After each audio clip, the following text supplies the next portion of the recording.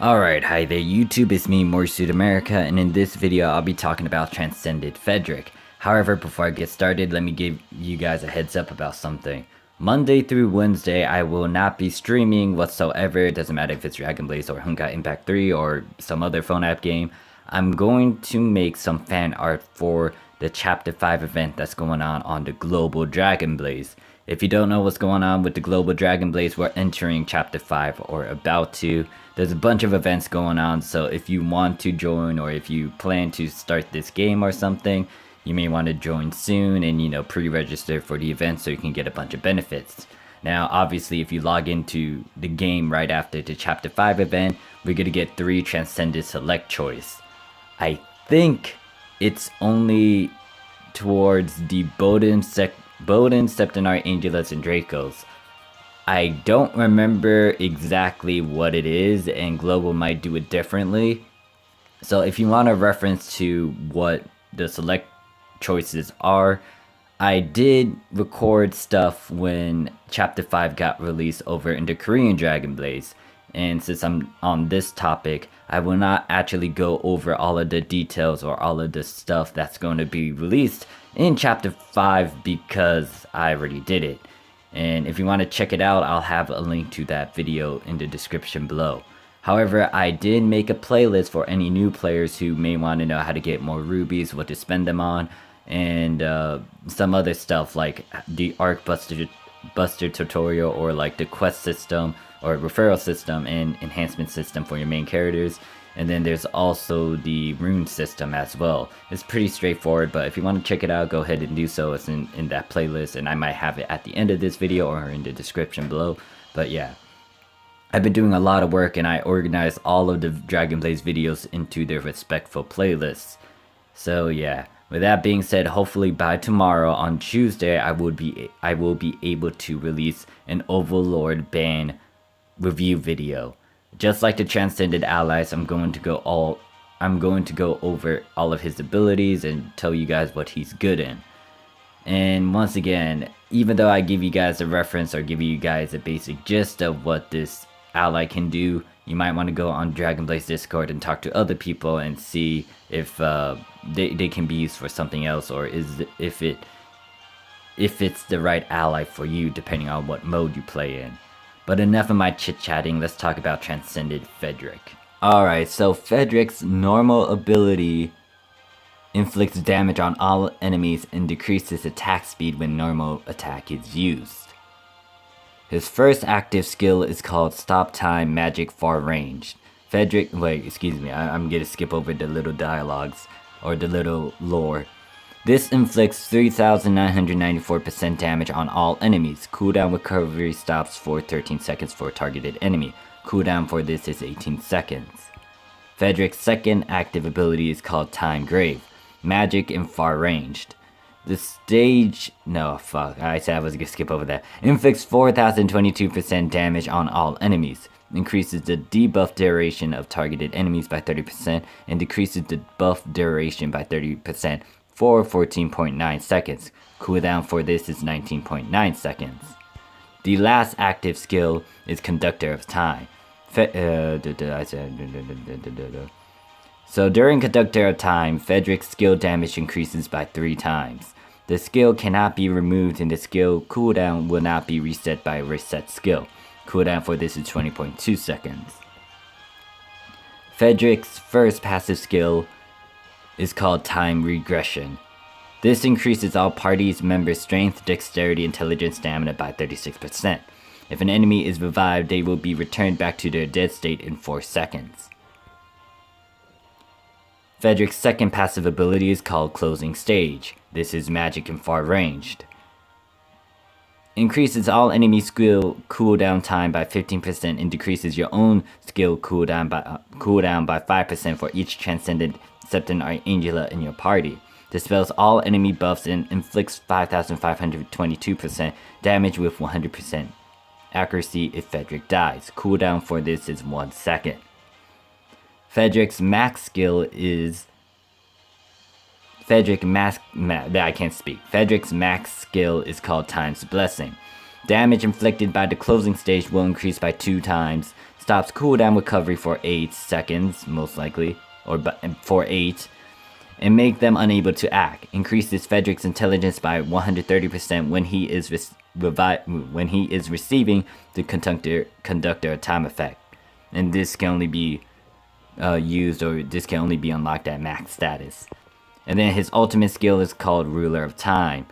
The duration of debuff cast on Fryderyk, the Ruler of Time, decreases by 50% when he uses an active skill. Also, the intelligence increase effect of Time's Blessing increased by 200%. Additionally, the magic attack of all party members increased by 20%. Used upon, So that's pretty much it when it comes to the pre-version of Chapter 5 Fryderyk. Now, this will change once Chapter 5 kicks in and when the nerfs are applied. And the old me will talk about what he's used in and talk about the after Chapter 5 abilities. Alright, so Fryderyk. After Chapter 5, once again, I think the normal ability is still the same. Deals damage to all enemies and reduces their attack speed. It's an AoE, damage, magic, and range. First active skill is also, actually, might as well say this. First, second, and third abilities are magic and range. However, the third ability has a channel to it, which I have no clue what that is. But yeah, I think that's channel because it's CHNNL. But anyways, going back to the first active skill. Deals 867% damage to all enemies, and it suspends hit target skill cooldown for 6.3 seconds. And cooldown for this is 18 seconds. Second active skill deals 840% damage to all enemies for 7.1 seconds, increases their debuff duration by 30%, and decreases buff duration by 30%. Cooldown for this is 18.9 seconds. The third active skill for 8 seconds increases self-intelligence by 140%, skill damage by 200%, and ignores first active and second active's cooldowns when casting. And then, parentheses, this skill is not affected by cooldown in initialized skill. Initialization skill? Skills? Question mark.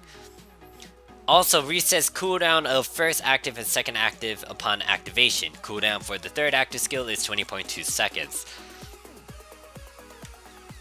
Now, his first passive skill is a party buff. Increases party main stats. I can't speak. Main stats are his strength, intelligence, dexterity, or stamina by 36%.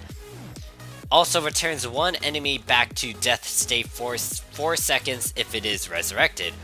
And the cooldown for this is 4 seconds. Second passive skill is AoE debuff DTH. I think that means death. Decreases enemy's cooldown recovery by 15%.